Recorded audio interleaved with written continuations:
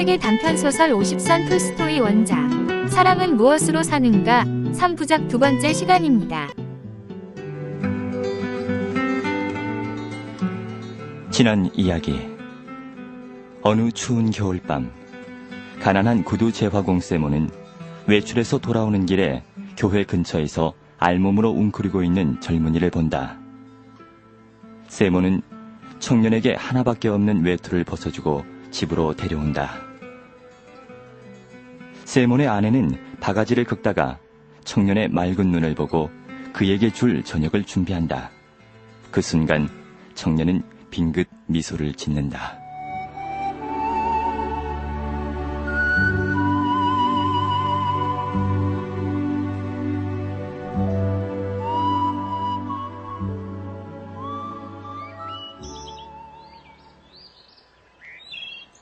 이튿날 아침, 세몬은 일찍 잠에서 깼다.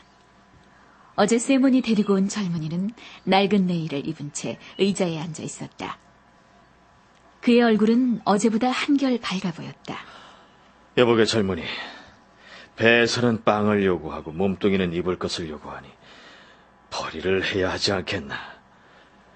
그래 자네는 무슨 일을 할 줄 아나? 저는 할 줄 아는 것이 아무것도 없습니다. 뭐든 해보려는 마음만 있으면 되는 거야. 배워서 못할 일은 없다네. 모두들 일하는데 저도 뭐든 해보겠습니다. 그래. 근데 자네의 이름이 뭔가? 미하일이라고 합니다. 그래, 미하일. 자네는 신상에 관한 이야기는 하고 싶지 않은 모양인데 뭐 그건 아무래도 좋아. 하지만 자기 밥벌이는 해야 된다네. 내가 시키는 일을 하겠다면 우리 집에 있어도 좋아. 괜찮겠나? 고맙습니다. 뭐든 열심히 배우겠습니다. 가르쳐만 주십시오. 별로 어려운 일은 아니야. 자, 잘 보게. 세몬은 실을 집어 손가락에 감고 꼬기 시작했다. 미하일은 잠시 들여다보더니 쉽게 익히고는 손가락으로 실을 꼬았다. 세몬이 무슨 일을 가르쳐도 미하일은 이내 쉽게 터득하여 사흘이 지나자 거의 모든 작업 과정을 능숙하게 해낼 수 있게 됐다.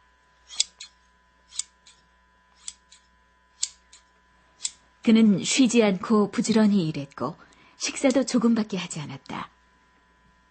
한가할 때는 잠시 천장만 볼 뿐 말을 하거나 웃거나 또는 밖으로 나가는 일도 없었다.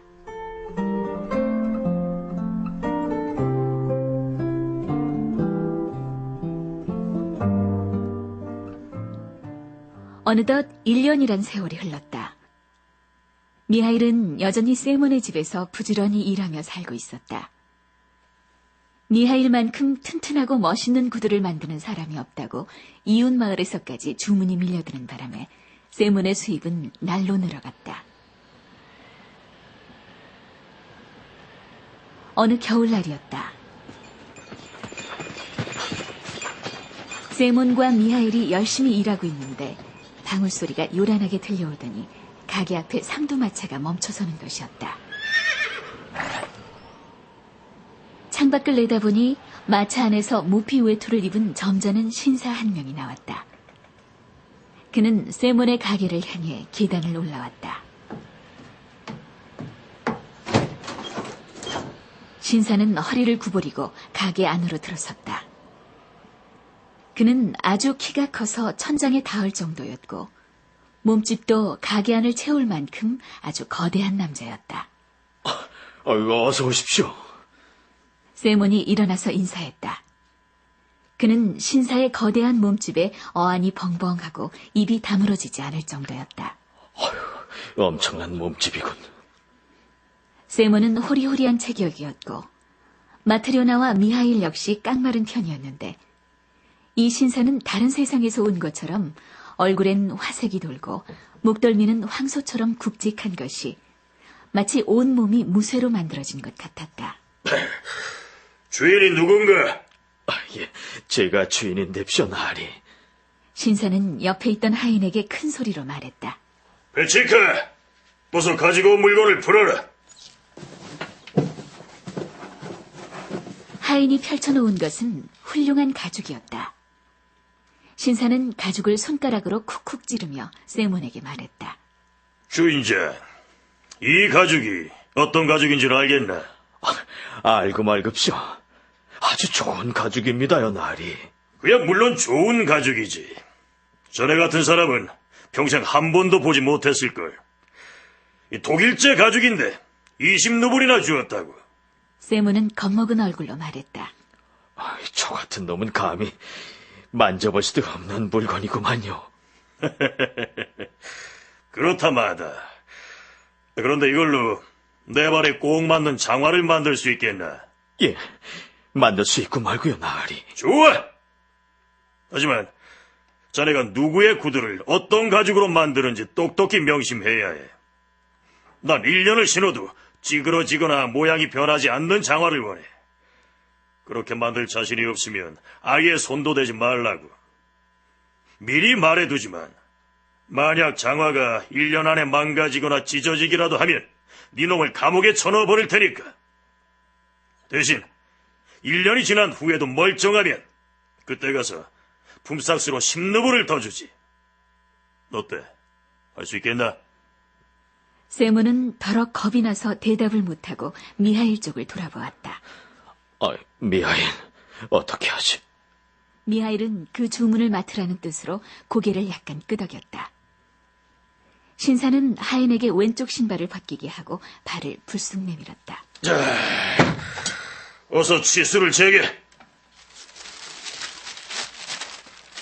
세몬은 종이를 펴고 무릎을 꿇고서 신사의 양말이 더럽혀지지 않도록 앞치마에 자신의 손을 닦고는 치수를 재기 시작했다.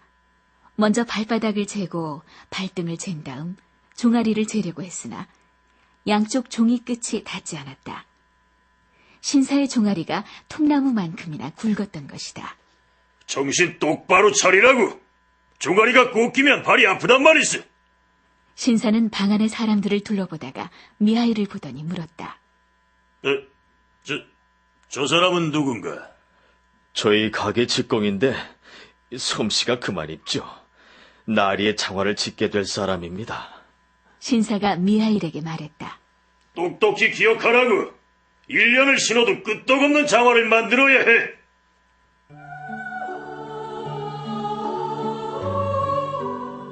그러나 미하일은 신사의 얼굴은 보지도 않고 그 뒤의 구석만 응시하고 있었다. 마치 그곳에 누군가가 있어 그가 누군지 알아내려고 유심히 살피는 것 같은 표정이었다. 그리고는 갑자기 싱긋 웃더니 얼굴이 환하게 밝아졌다.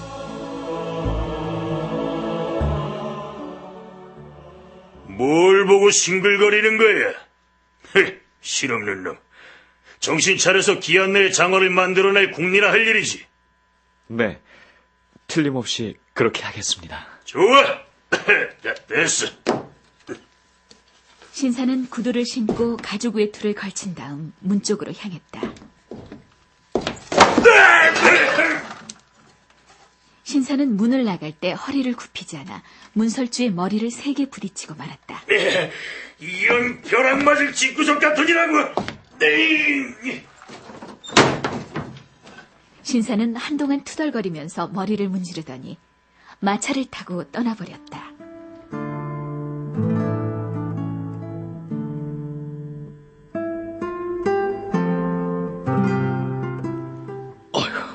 정말 굉장한 거인이야. 저런 사람은 쇠뭉치로 내리쳐도 죽지 않을 거야. 문들이 부서질 정도로 부딪혔는데 꼼짝도 안 하니만. 저렇게 호사스럽게 사는데 몸집이 왜 좋지 않겠어요? 저렇게 크고 튼튼한 사람한테는 저승사자도 가까이 가지 못할 거려. 그나저나 이 일을 맡기는 했지만 까딱했다간 꼼짝없이 감옥에 갈 판이니. 최고급 가죽인데다 날이 성질은 괴팍하니 이거 만이 하나 실수하는 날이면 정말 큰일이야. 이보게 미하일, 자네는 눈도 밝고 나보다 실력도 좋으니 이 치수대로 재단을 하게.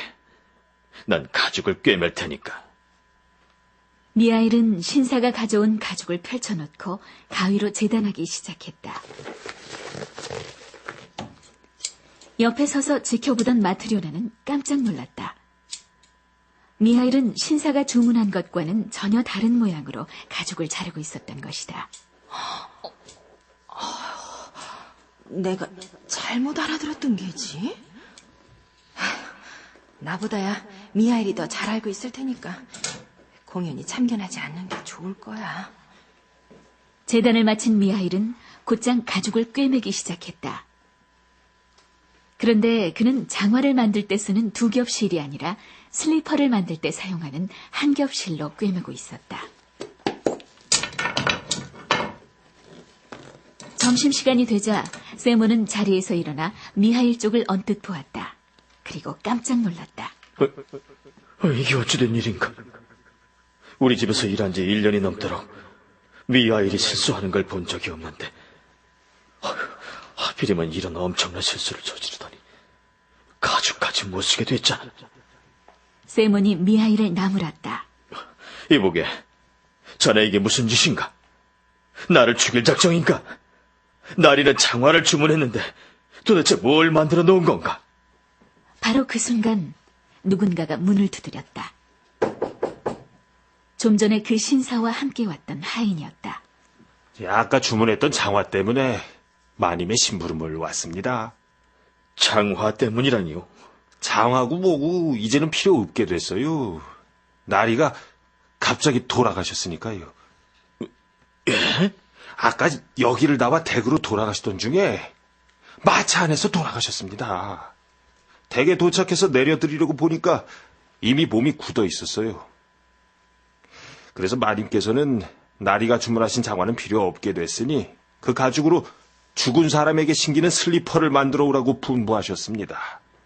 미하일은 완성된 슬리퍼를 툭툭 털어 앞치마로 곱게 닦아 하인에게 건네주었다. 자, 여기 있습니다. 아이고, 예. 저 그럼 전 이만 가보겠습니다.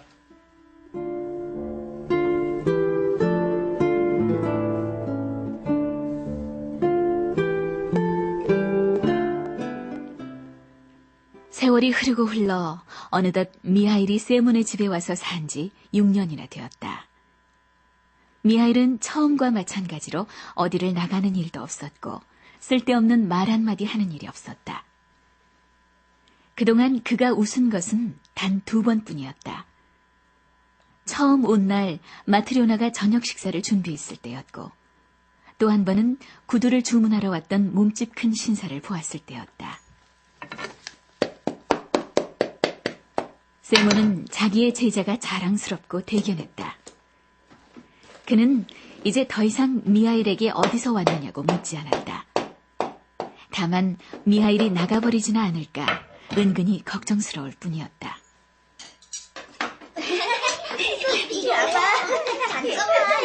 하루는 온 식구가 집안에 모여 있었다.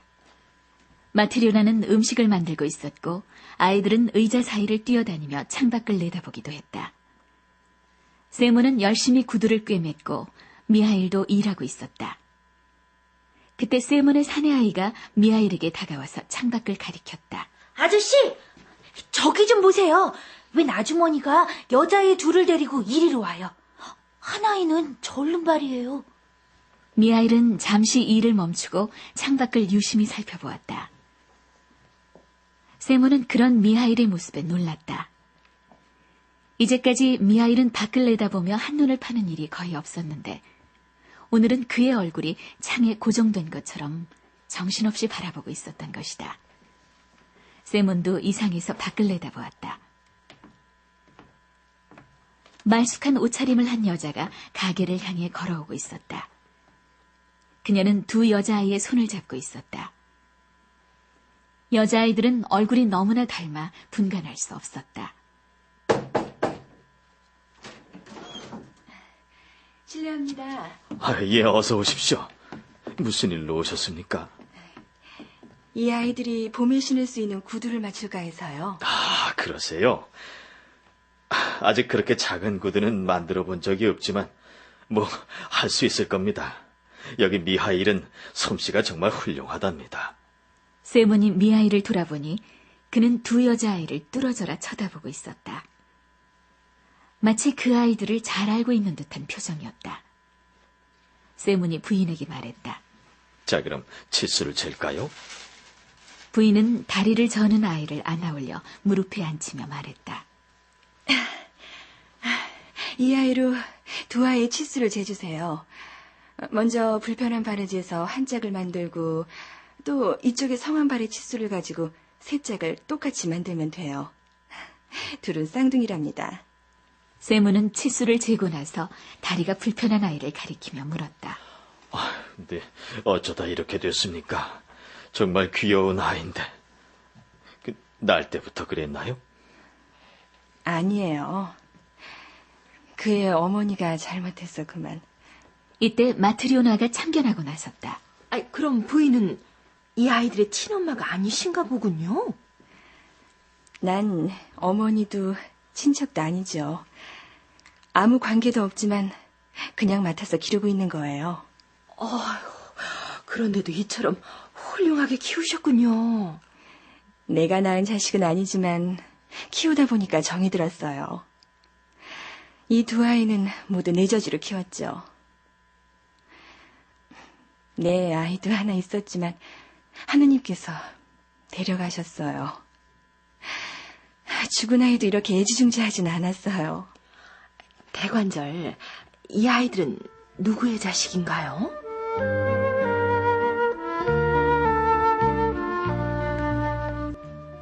이 작품은 기독교적 인간애와 도덕적 자기 완성을 주창했던 톨스토이의 사상과 작품 세계를 압축해서 보여주고 있는데요.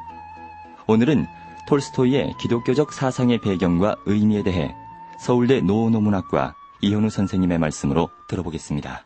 작가이기 이전에 제정 러시아 시대의 귀족이자 대주주였던 톨스토이는 젊은 시절부터 당대 러시아 사회, 특히 대다수 농민들의 비참한 현실에 대해서 매우 마음 아파했고 자신이 가진 특권을 농민들과 나누어 가져야 한다고 생각하게 됩니다. 그래서 그는 자신의 영지에 농민들을 위한 학교를 세우기도 하고 교과서까지 직접 만들어 농민 교육에 힘쓰기도 했습니다. 그의 이러한 교육운동, 계몽운동은 사상운동과 종교운동으로도 확산되게 됩니다. 그 자신이 참회록에서 말하고 있듯이 인간의 존재는 신의 사랑에 의해서만 의미를 갖는다고 생각하며 톨스토이는 경건한 신앙생활을 강조하지만 당시 인습에 젖어있던 러시아 정교회에 대해서는 비판을 아끼지 않았습니다. 그는 당시 교회가 사형제도나 전쟁을 긍정하고 다른 종파에 대해서 배타적인 것에 환멸을 느끼며 오직 성경에서만 진리를 찾게 됐습니다. 그가 특히 강조한 것은 그리스도의 산상수훈인데 그는 기독교의 모든 진리가 하나님에 대한 사랑과 이웃에 대한 사랑으로 요약된다고 봤습니다. 그리고 그러한 사랑의 제도로서의 종교나 교회는 적극적인 의미를 갖는 것이 아니었고 결국 그는 1901년 러시아 정교회로부터 파문을 당하게 됐죠. 지난 90년대에 러시아에서는 이렇게 파문당한 톨스토이를 다시 복권하기 위한 청원이 제기됐었는데요. 러시아 정교회에서는 톨스토이는 러시아의 위대한 작가이지만 러시아 정교도는 아니다 라는 결론을 내렸습니다. 세계 단편소설 50선 톨스토이 원작의 사람은 무엇으로 사는가 2부를 들으셨습니다. 이어서 마지막 3부를 들으시겠습니다.